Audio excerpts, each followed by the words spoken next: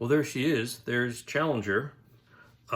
Mostly done, except for things like the rocket nozzles, the body flap that I knocked off, and the doors.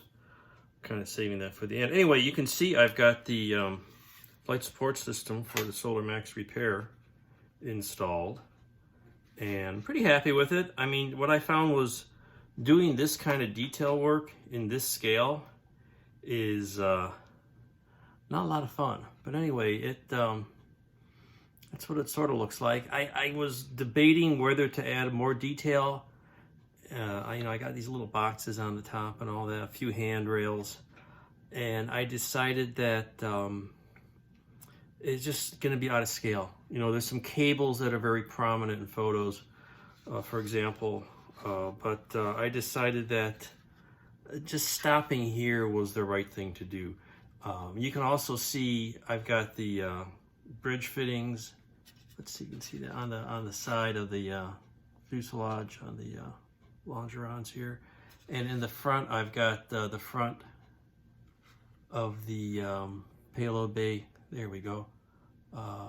Bulkhead with some detail. I was gonna make the railings kind of stand out, but I double checked and it just out of scale. It would just be out of scale, and then you add more stuff and it just wasn't gonna look that good, especially once I get the doors on here, which are not all that great. So this part is pretty much done. So now I'm working on the last steps is a Solar Max satellite and a arm. The kit part for the remote manipulator from the Dragon kit is actually very nice to scale. If you can see here on this drawing, I got some NASA drawings and I verified and made a scale drawing of the remote arm. Let's see if we can get that a little closer here. And the kit part lines up very nicely to the drawing, although it's a little out of scale. It's a little too narrow. It's a 15-inch diameter tube, and since I'm going to hold up a satellite, this thing is pretty floppy, and of course I need to modify it to change the angles on it. And I figure as long as I'm going to do that, why don't I just make a new one?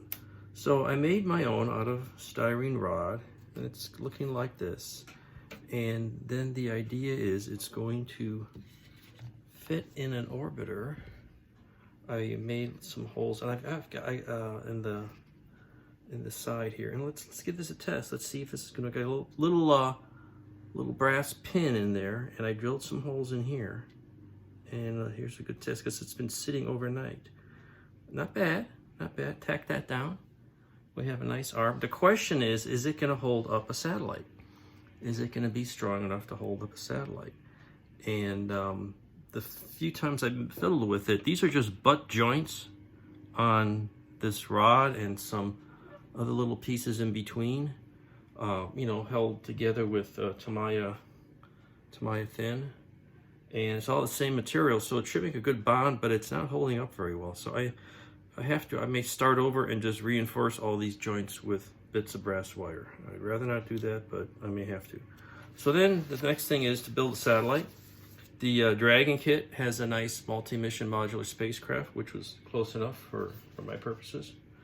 Again, I had some drawings and I redid those to scale. And what I'm gonna do for the solar panels is just print them. This is just a test.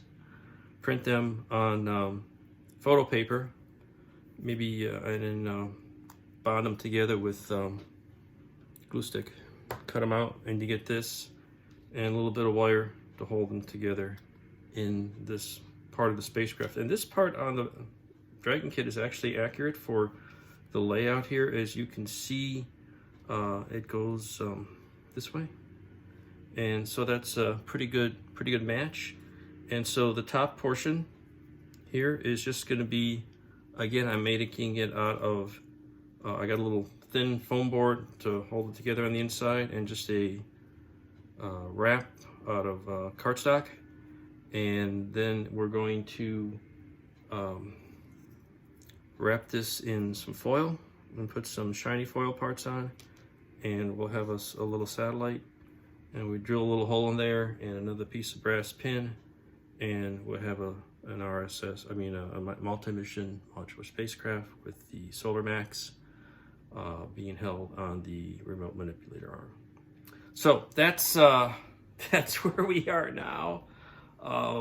It's been a long, slow process because you're building lots of detail in a very small scale, and I'm kind of wanting to wrap it up and probably gonna take a break from the shuttle series for a while and build me an airplane or something. This is just rather tedious, so we'll get back to the shuttles, but probably the next installment of the videos will have everything finished, and we'll see what the final project looks like. So thanks for watching, stay tuned for more, and happy modeling out there. Take care.